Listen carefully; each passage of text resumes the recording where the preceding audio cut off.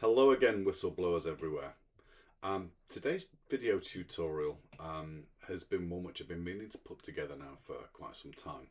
And it's going to be a fairly in-depth one, and it's all about how we can use our breathing in tunes. So as wind players, as things we blow into, and this is the same with flute players, anything you blow into, obviously, but using your lungs, we have to have breathing spaces. And sometimes in traditional tunes, there aren't any breathing spaces that have been directed. So we have to learn how to create our own breathing spaces. So I'm also going to look at how we do that in a piece of music. But fundamentally, the important thing is to make your breathing part of the music. So it's not something aside that, oh, we have to breathe here, so we have to sort of compromise the music in some way. What we do is we incorporate the breathing and the rhythm of the breathing into the actual piece itself. And if you listen to any good musician, whether it's a traditional player or somebody playing classical music or whatever, they use their breath and it becomes part of the music, the integral part of the music. So rather than seeing it as something that's separate and something that you need to you need to sort of compromise a tune or whatever to fit the breathing in, you will find eventually that the breathing, which will accommodate your own physique, your own whistle, your own style of playing, and different whistle players have different styles of playing. Different whistles have different air capacities. Some whistles take a lot more air than others. If you're playing a big whistle like a low D or a C, or even an F whistle, that's going to require more air pushed through. And also, it also depends on the nature of the tune. If you're playing a lot in the upper register, you need to put the air through the whistle more quickly. So you're going to use your air supply more. So the thing with breathing is it has to become a natural part of the ebb and flow of the music. So that's what I'm going to talk about today, and I'm going to use some examples. I'm going to use a fairly basic, I suppose it would be classed as a beginner's tune. It's a tune called Iron Boat Song, which we'll have a look at first, the first tune. And then the second tune I'm going to look at is a really well-known reel called Joe Cooley's reel. And again, Joe Cooley being a box player, accordion player, obviously didn't need to consider about where somebody would have to take a breath, because obviously, well, at least I hope you're not blowing into your accordion, because that could be some serious mistakes going on there. But yeah, instruments that don't need to take a breath and instruments that do. So we have to approach every tune that we play and think about how we're going to adopt our breathing and adapt the tune. And sometimes we do need to adapt the tune sometimes, but the most important thing is never to displace the rhythm of the tune. That's tantamount important. And when I say displace the rhythm of the tune, sometimes what I hear is people taking a breath just because they think that's the correct thing to do at the end of a phrase, and it's not always the best place to take a breath. And so they've taken a breath and they've taken too long to take the breath, and of course then the rhythm has been displaced. But what I'm going to do first of all is I'm going to show you a few little exercises to practice in order to breathe in rhythm. Now these aren't particularly difficult, and they're not particularly interesting, unfortunately, but they're good little warm-up exercises which you can try to help with getting the breathing and rhythm in time. So I'm going to do a couple of these first of all. I'm going to do them with a click so you can hear where the beats fall and how we need to fit the breath in. So the first one is really just a scalic exercise, but when we need to take a breath, we're going to miss out a note and then come in bang on time with the next note. So it's all about practicing skipping notes, which you will do from time to time in tunes, especially the tunes that haven't been written particularly for flute or whistle. So let's start off with a couple of little exercises in breathing and functional breathing. Okay, here we go. So for this exercise, what we're going to do is continue to go up and down the scale of D. So it's just going to go.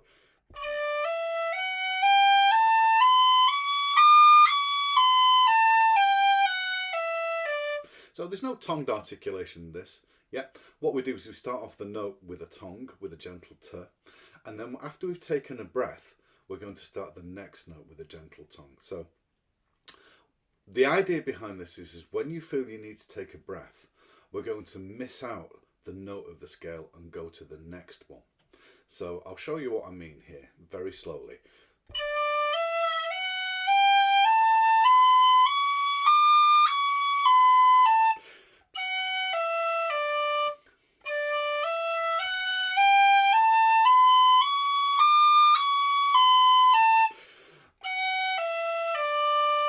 But we've got to do it in time, so we've got to do it in the same time. So the breath has to fall within that space which the other note's in. So if I set my click to 60, yeah, and in fact I'll set it to 120 so I can count in eighth notes. Here we go, 120. So each one of those clicks is a note, and you have the space of one click to get a breath.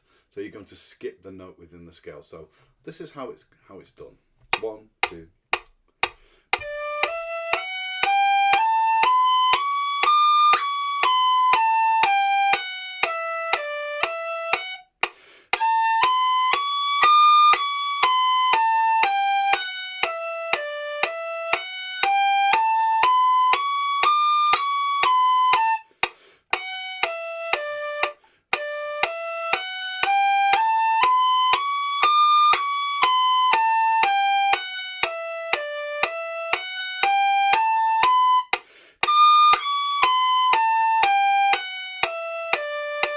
So with every click is a note, but what you're going to do on a click where you need to breathe, you're going to use the space of the click on the metronome to take the breath and come in exactly on the next click. So again, we can do this on different scales. If we do it, let's try it on G now. So here we go.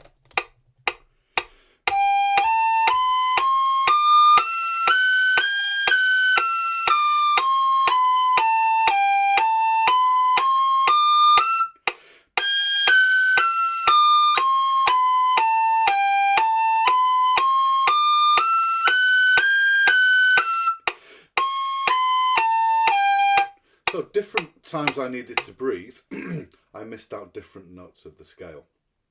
It doesn't matter which one you miss out, because it will change depending on your breath capacity. And again, if we do this on a different whistle, say like I've got my low D here, and if I do the same exercise, and I may need to breathe in different places, but I'm using the same reference that I'm missing a beat coming in on the next beat. So here we go.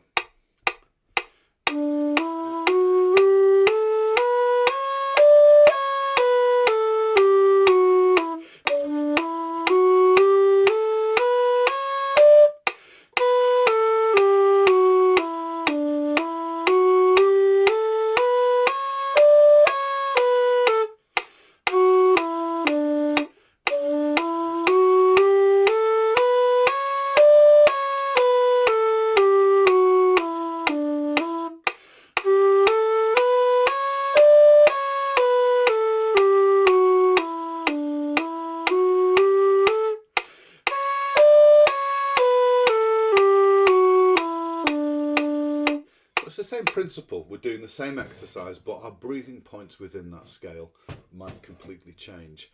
And it doesn't matter. It doesn't matter which note you're going to drop and substitute for a breath. This is just sort of helping you to pick up the idea of getting a breath in and coming back in on time. Again, what you can do is you can simplify. You don't have to do the whole scale. You could just go up the first 5 notes. So you could do this.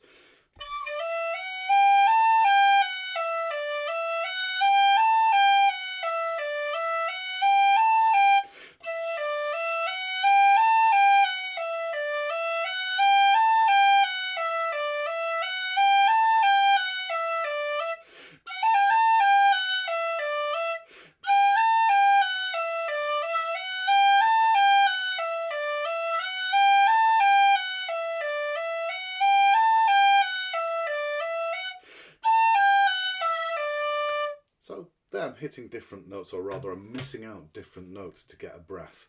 And that's a useful little exercise which you can practice, especially if you're finding yourself taking too long to get a breath. So you're training yourself to get a breath in that small amount of time, and it has to be a functional breath. Yeah, I know people have talked about breathing in through the nose to get a breath, but it doesn't work. If you watch any wind player, any saxophone player, any whistle player, any flute player, nobody breathes in through their nose when they're doing that. You know, it's if you're a didgeridoo player, then yes, we have to do that because it's part of the circular breathing thing.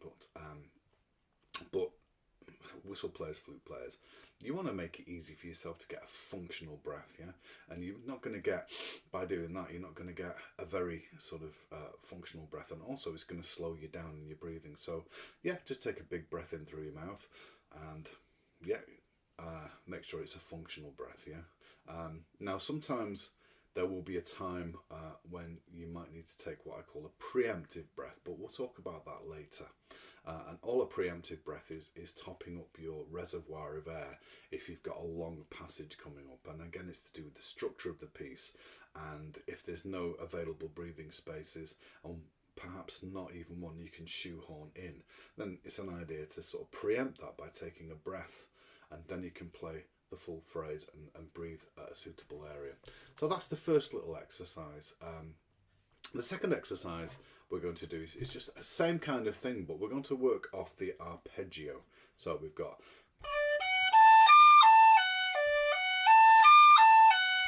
so the same thing, we're going to use our 120 for each click.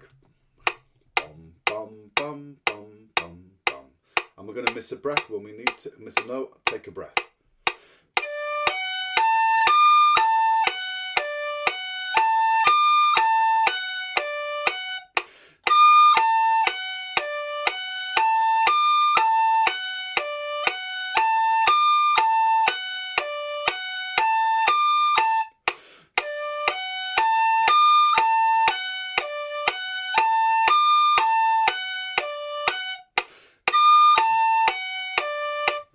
And so what you can do is you can move between the different arpeggios, because doing the same one is a bit boring.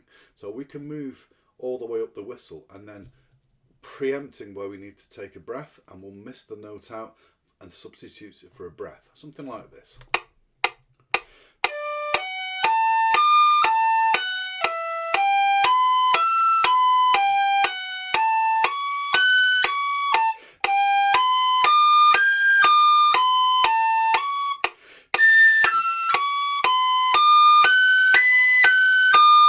And then we can reverse it.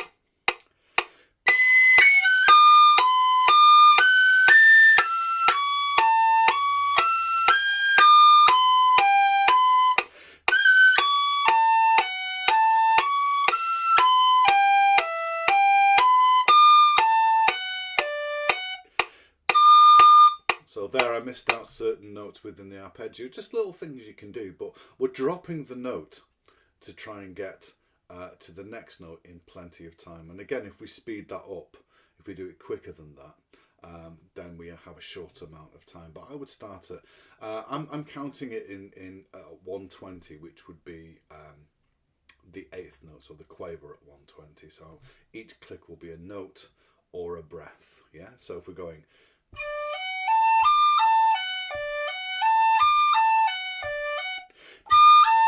so there I missed out the A to take a breath.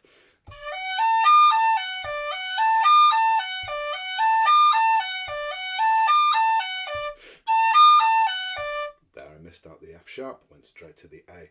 But in the time where I would have played the F sharp, I'm using that fully to take a breath. So yeah, scales and arpeggios, but adapting that so that you can miss a certain note out, drop a note, and substitute that with a breath. And those are a couple of little warm-up exercises you do. You might find it a bit tricky at first, but eventually you can choose which note you want to drop. And again, on a low whistle, it might be different, or even on a whistle which maybe needs more air. The pattern won't always be the same. So just a few little exercises there to try out. So I'm going to have a look at this tune now called Arran Boat Song. The reason I've chose this one because it's got very even phrases, And again, we're going to do this with a click at some point, probably at around about 60. And we're going to play through it, and we're going to look at how we can make sure that our breathing and our flow works for this piece of music. So let's have a look at this tune now, Aaron Boat Song. So this tune, Aaron Boat Song, is one of the first tunes that I give to my students when they're first starting out learning whistle. And with this tune, we've got places we can breathe, and usually with this piece, we can get a phrase and we can play a full phrase. So I've set my click to 60. I'm going to show you how that works on this whistle. Then I'm going to show you how you can adapt it if you need to breathe in a different place. So this is Aaron Boat Song at 60. 1, 2, 3.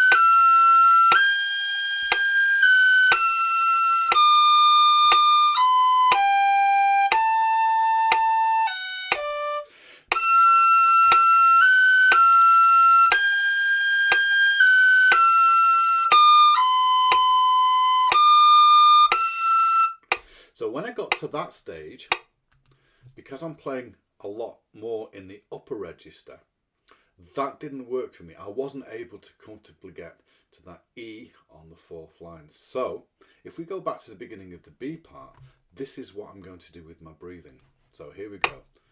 2, 3.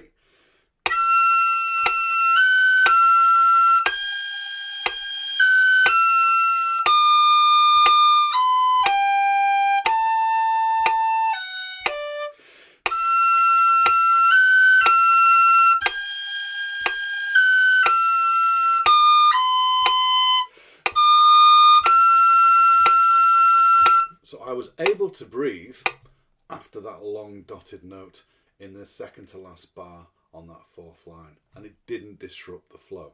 So let me show you again how that works. 2, 3.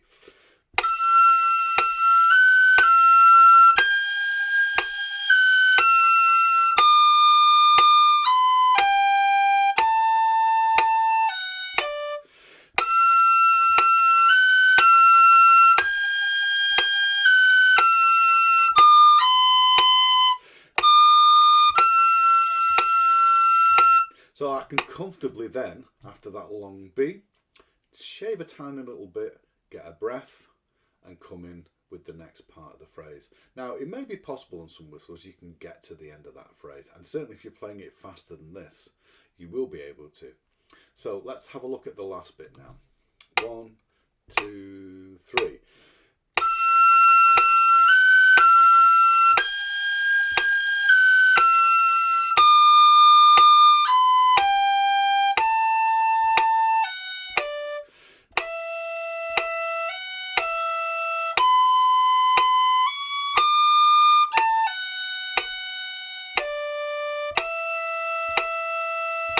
So that was fine.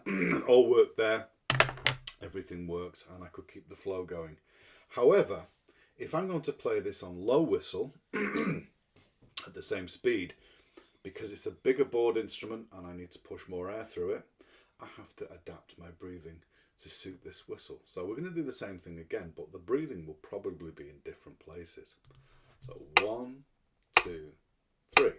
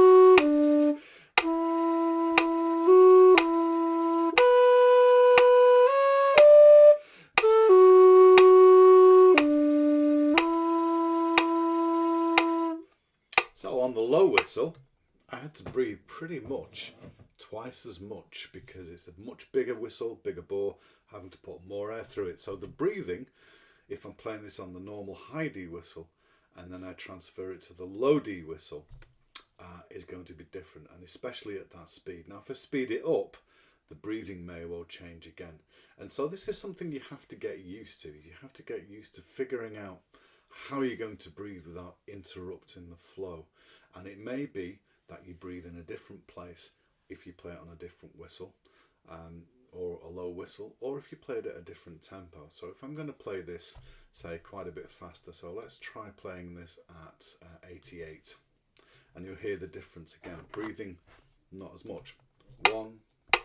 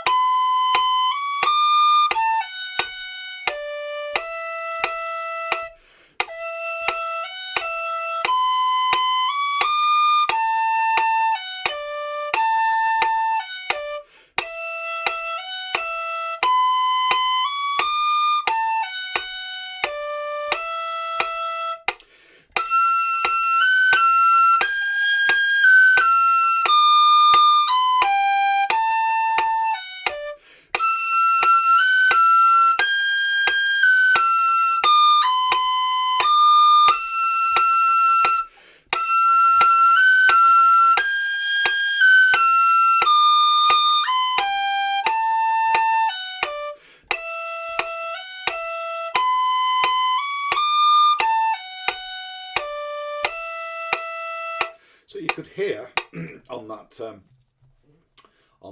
fourth line, that long E, I could quite comfortably get to that long E without having to take an additional breath.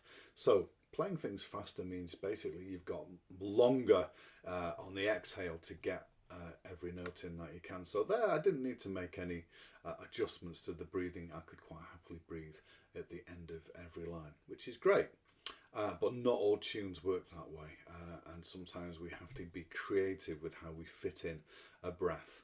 And again, with the low whistle, if I was to play the same thing again on the low whistle at 88, you can hear the breathing will be different. So.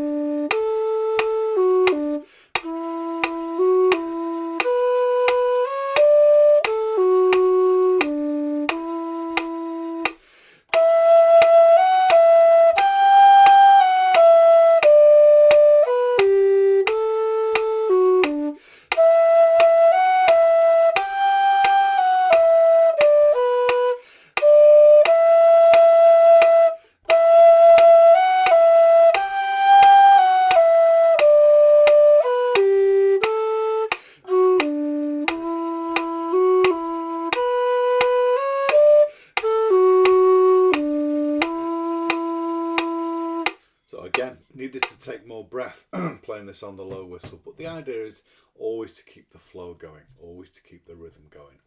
So basically, to summarise, different whistles, different breath capacities, and speed of a tune, how fast or how slow you play it. So you can't always count on breathing in the same place every single time. And what we want to make sure is when we're playing a piece like this, is that when we breathe, we don't affect the flow of the tune. Yeah.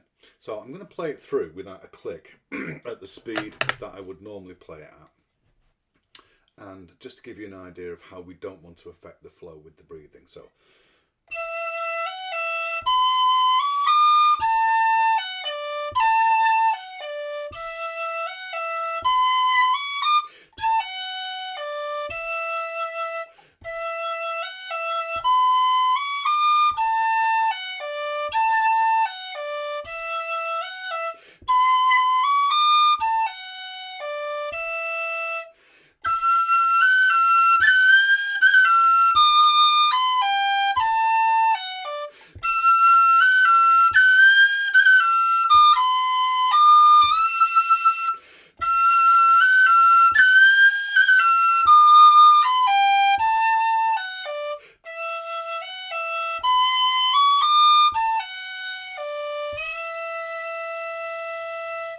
So be careful when you're playing any tune, is that your breathing doesn't displace the tempo. So I'll give you an example of that. So if I'm going,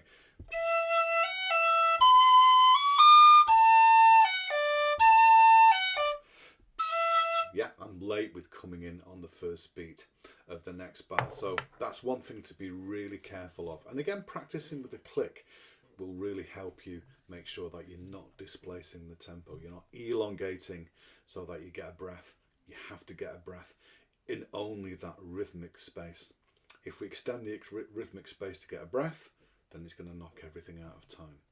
So that's the Aaron Boat song. That's something slow, and that has got plenty of sort of natural breathing spaces that you can use.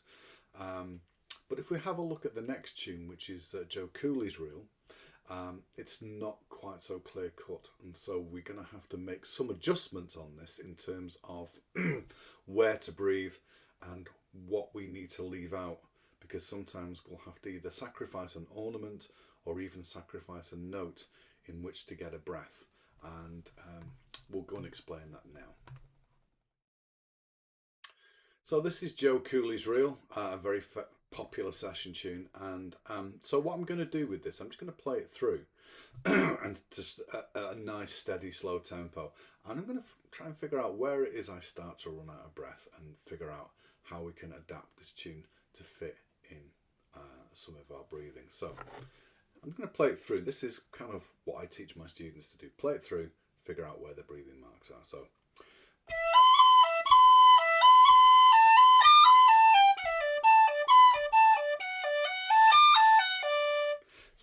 I can get to the end of that first line okay, but what I might do is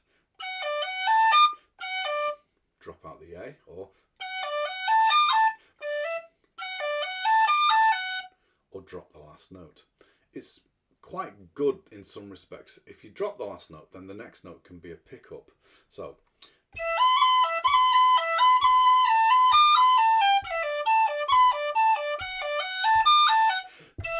that gives me plenty of time then to get into the next note. So I'm just dropping the last note off that.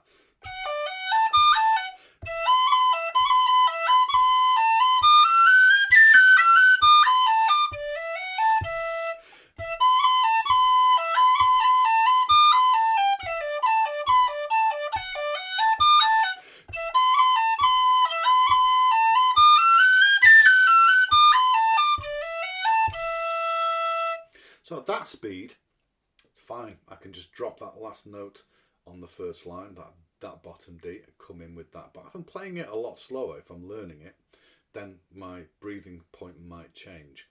However, at that speed, it was fine. I just needed to drop that D at the end of the first line. So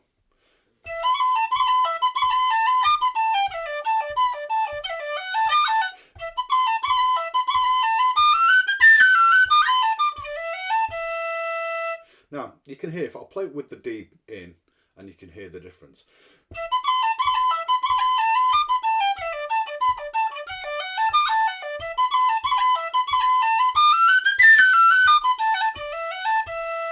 So for me, I can quite comfortably at that speed play the two lines in the one breath without having to need to take a breath. However, if you find yourself running out of breath, okay, you can continue the line, and if you get to one of the Bs, the long crotchet quarter note Bs in the second line,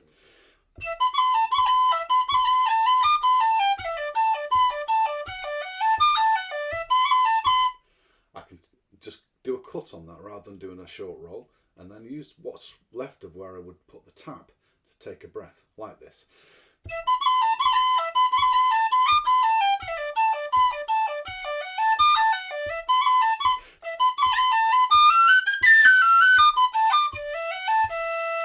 So if I play it fairly slowly at 60, so you can hear where the beat's coming in, yeah? So it's a bit slower.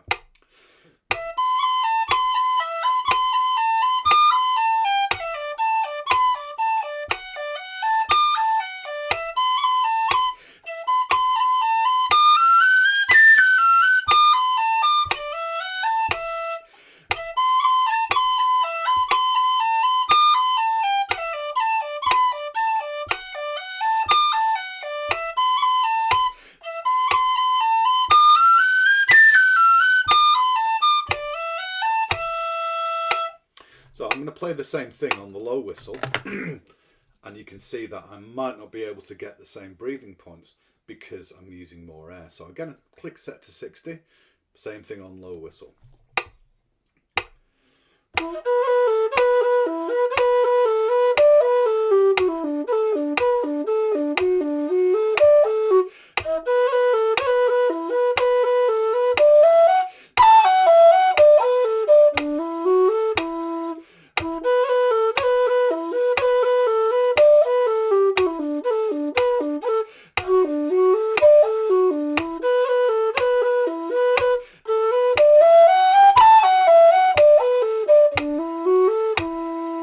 So there, I dropped a few of those quaver notes for a breath, and I had to take more breaths over. So what I was doing was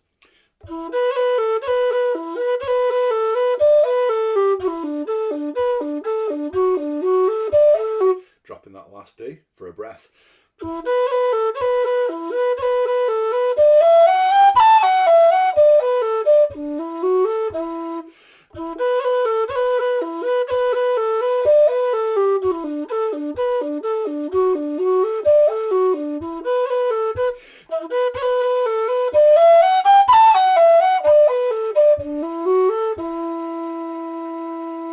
So the next part, I'll go back to the high whistle.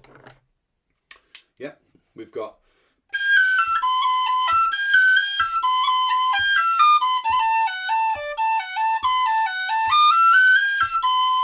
so there I'm starting to need to take a breath at that speed. So let's have a look what we can do for an available. We've got that long B short roll there. We could cut it and then take a breath. So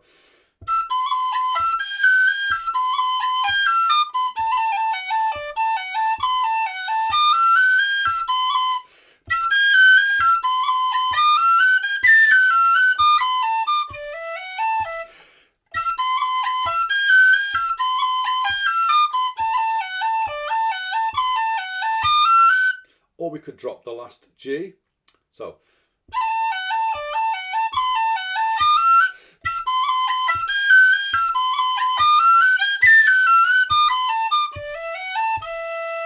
we have different options. We can either drop a note and include that B roll, or we can drop the B roll and include that G. So again, it's a preference, but again, the important thing, make sure that the rhythm isn't compromised. So again, at 60.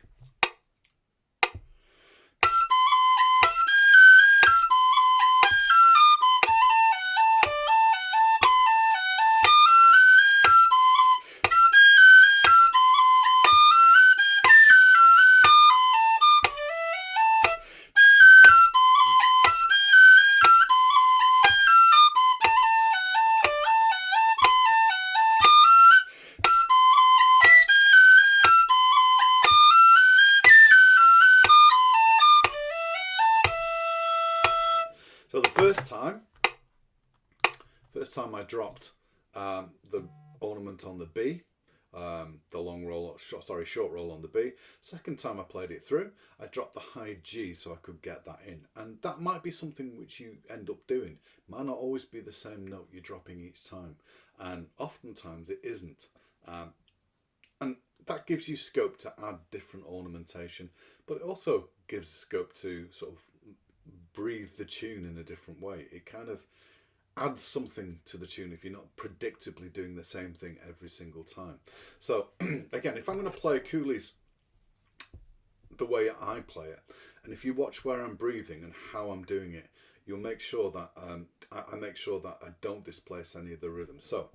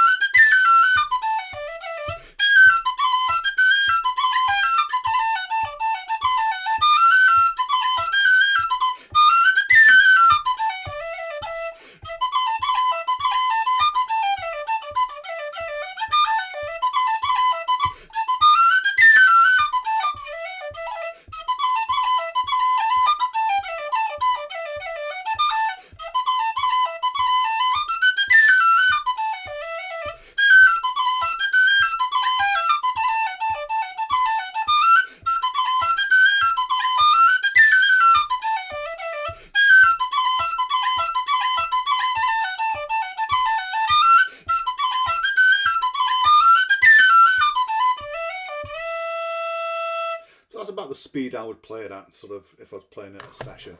And as you could hear, I was dropping certain notes, but I was also dropping certain parts of an ornament. So I wasn't ornamenting maybe a B, and I was sacrificing the roll just to do a cut, and then using the remainder of that time to take a breath. But the important thing, always, always, always, is to never displace the rhythm. So if I play this at, let's play this at about 116. So.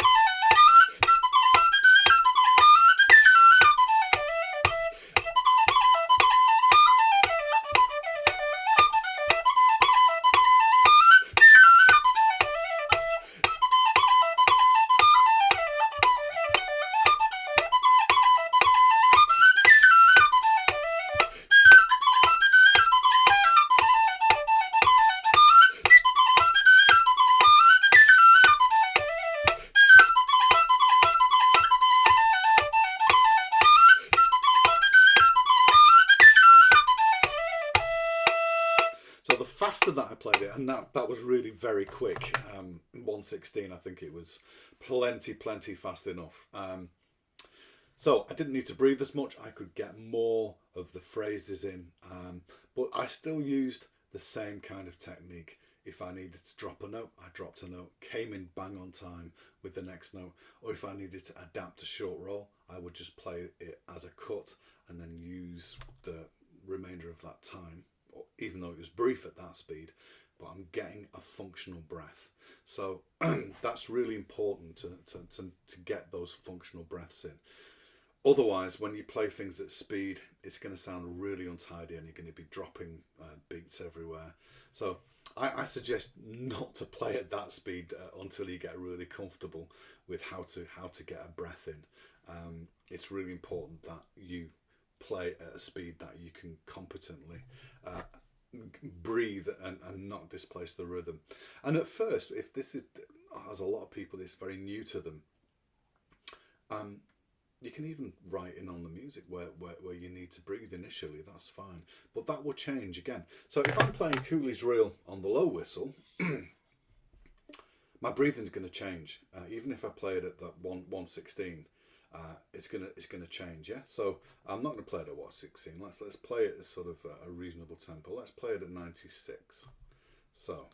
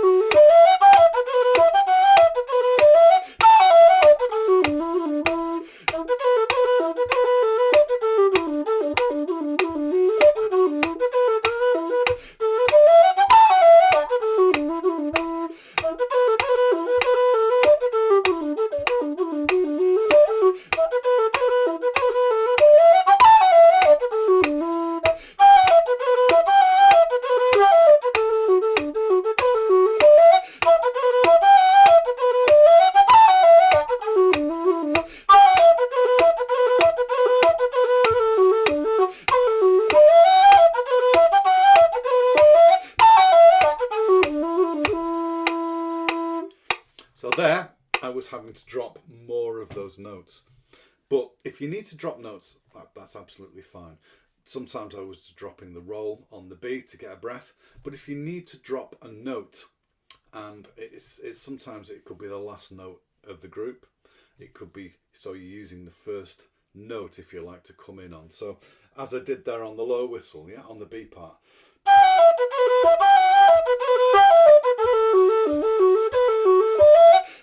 Yeah, using the G at the end of that line. What I could do,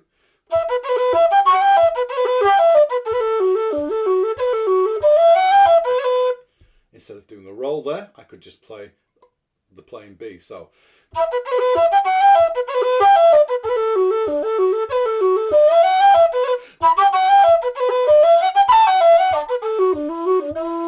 and again, it's all about using your ears. See what sounds best to you. You don't want to leave lots of big holes in the music for breath, but what we want to do is to get it to flow.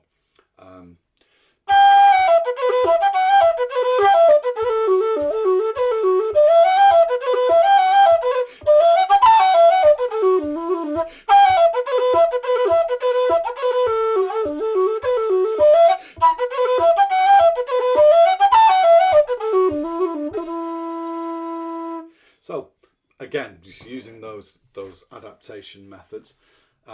Bigger whistle, low whistle, need to breathe more. So it might be a matter of dropping the last note of a phrase or dropping a certain note within a phrase. Never a good idea to drop the first note of a bar, because that's a sort of like in the order of hierarchy of note dropping. That's right at the top, and it will just sound weird if you drop the first note. So sometimes it's fine to drop the last note because it's just sort of a part of a passing note, and you wouldn't even really notice it because your ear does things. Yeah, it expects to hear that part of that pattern, and it can fill it in, so it doesn't sound like it's a whole. It's when you're dropping a note which is not an expected note that the ear will hear it as, "Ooh, that sounds strange," or "There's a big gap there." So it's never a good idea to drop the first note.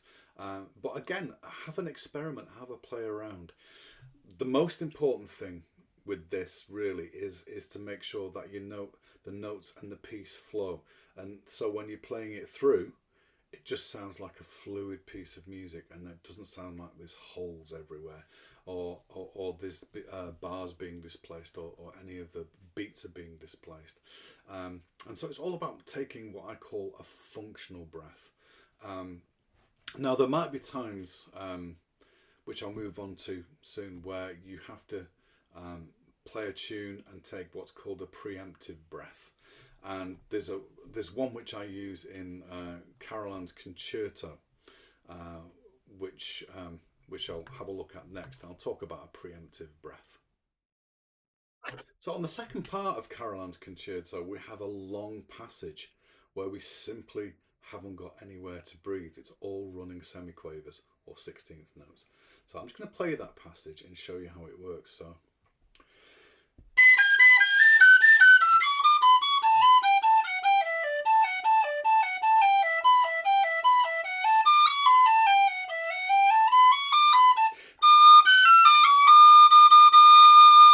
Which is fine if you're playing it at that speed. So I'm going to play the whole of that last section.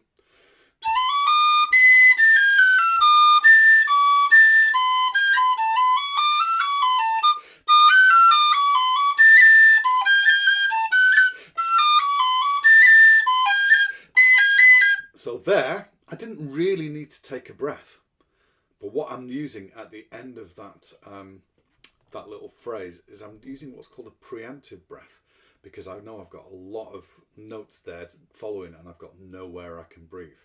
So I'm preempting that, and I'm saying, right, I'm going to top up my reservoir, my air supply, and that will give me the breath I need to get to the end of the phrase. So I'm going to play the whole thing. This is what I mean.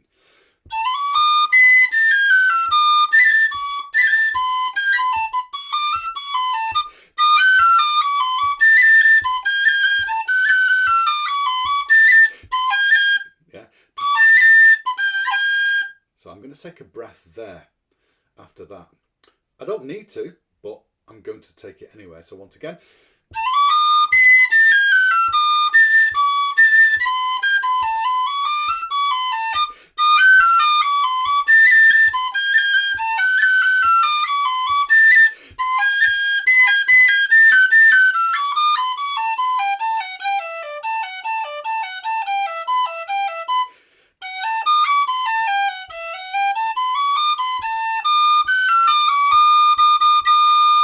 So I wasn't quite able to get to there, so I had to drop a semiquaver note. And you may have to do that. But if we try it again, with this time adding another preemptive breath, we should be able to get to the end. So here we go.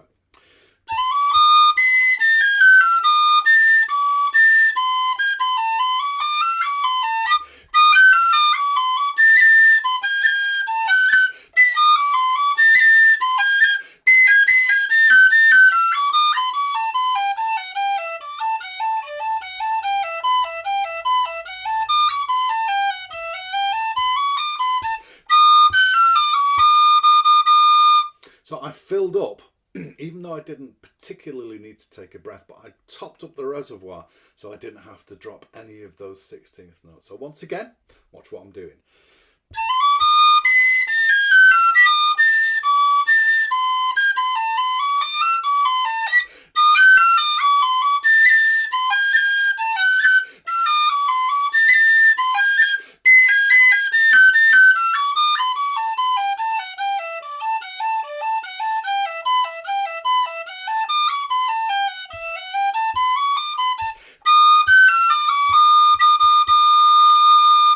So it's handy when you've got nowhere to breathe like that, and you don't want to drop any notes, which you may have to, depending how you're playing it and the speed you're playing it at.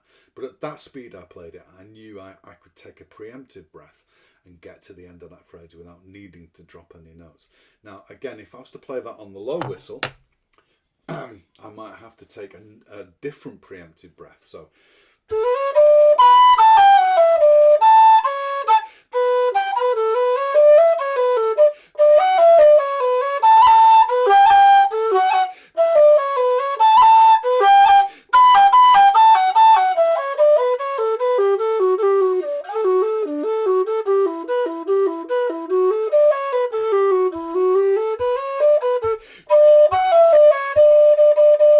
now that worked okay, but again, if you don't have the same lung capacity or you're playing it slower, then you may have to drop one of those notes. And again, try and make sure it's not a note where it's going to sound wrong or it's going to leave a gap. So, for instance, if I want to get that last phrase there,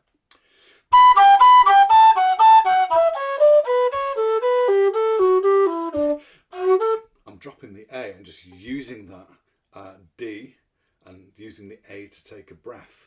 And it doesn't sound half bad at all. It sounds fine. You're not going to miss that A. Again, it's sort of what the ear would want to hear there. It's predicting it. So it's not going to sound like a big hole there. I'll show you what I mean. So.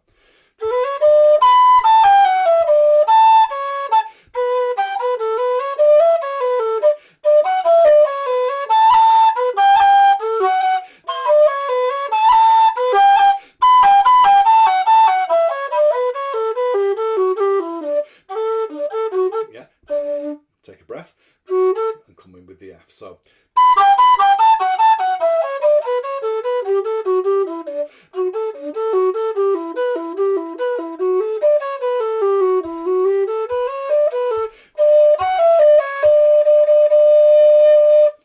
and you may need to do that with certain tunes. You may need to actually change a note. So by playing the D and missing out the A, I'm giving myself enough chance to get a functional breath. Yeah. So even if sometimes you're doing this preemptive breathing, if the passage is so long that you can't play every single note that's written, then we apply that. We can drop a note, we can change it, but always use your ears to listen to what's happening with the music. And if it sounds strange or if it sounds like there's a hole in the music, then that's not the right note to drop. So it's really a matter of, part of it is experimenting, trying out different breathing patterns and making it work for you, because everybody's whistles are different, everybody's physiology is different, lung capacity is different. I mean, people like Mike McGoldrick, for instance, I look at him and I'm in total awe of his breath capacity, because he just doesn't seem to need to breathe hardly at all. And when I'm trying to play the same tune, I think, gosh, why am I having to breathe so much, yeah, you can play these long passages and not seem to be bothered about that at all. But that's his physiology. He's probably got lungs of a pearl diver. But again, you make a tune work for you, and it's all about making the music, making the tune work for you with the breathing. So my advice is to practice, and you might have to mindfully put in breathing spaces, but eventually you'll do it automatically. You'll hear the tune, and you'll be able to know how to moderate your breathing so that the tune remains flowing, remains rhythmic, and you're not breathing at every point at the same time, because you won't need to, and it's also not always possible. So getting a breath in a tune is always about making sure that the tune flows correctly, you're not displacing the tempo, and it sounds musical. Yeah, you don't want to have a tune which has lots of gaps in it, or heaven forfend that your breathing is taking up more time than is allotted, and you end up having these big holes like Swiss cheese in your piece. Yeah, so that's about it, folks. Lots of information. Try out some of those breathing exercises, some of those rhythm breathing exercises, and also things. I've got a whole load of exercises as well, which I might repeat on my whistleblowers. Some of the first videos which I did on breathing, which are really important. I've got a load of exercises to help you to sort of increase your breathing capacity, and to help you have a better functional breathing when you're playing a woodwind instrument, especially whistle or flute. But there's some great exercises out there for helping you with your breathing, and I would maybe have a look back at some of the early whistleblowers videos which I did way back when. Anyway, any comments, any questions? If you'd like me to do any specific tutorials on any matter at all, any subject on whistle playing, I'm happy to oblige. I've got some tune breakdowns coming up soon from some requests. And again, if you found this helpful, which I hope you have, if you'd like to subscribe to the channel, I'm doing great. I'm coming up to my 1000th subscriber hopefully soon. I just need about another 80 or so. So if you could subscribe, that would be brilliant, because I believe some magic happens when you hit your 1000 subscriber limit. I think you get some wonderful privileges. Or so I believe. I could be completely wrong, but hey, who knows? Okay, folks, so that's it. That's what I've got to offer you today on breathing and how to fit your breathing in. And I say, any suggestions, just leave some comments below. And yeah, great to see you all. Thanks for sticking with me, and I'll see you all again fairly shortly. Bye for now.